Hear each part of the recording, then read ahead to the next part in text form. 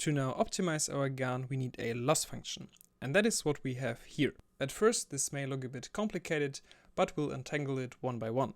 In the first part of our function, we are concerned with the real data. So our x's come from the real data. Don't be confused by the expectation expression. That just means we average whatever we compute over the whole dataset. And so what we are computing is the prediction of the discriminator on the real data.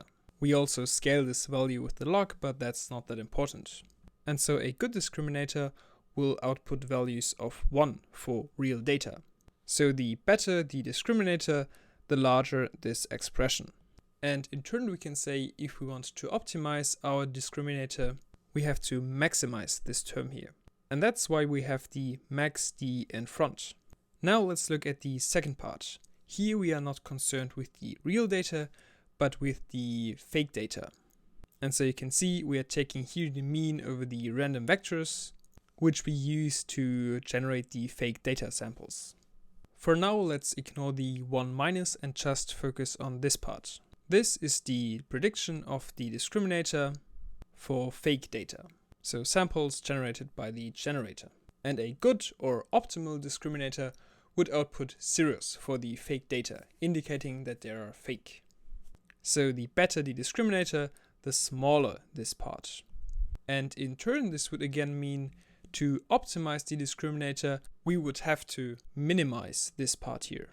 The problem now is that this would conflict with the first part, since we want to maximize that part.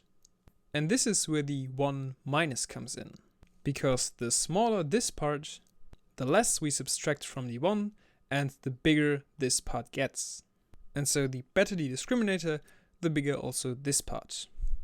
And in turn, we now can say to optimize the discriminator, we want to maximize our function.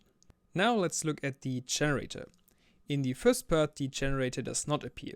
So we can go straight to the second part. For the second part, we can again think about how a good generator would change our values.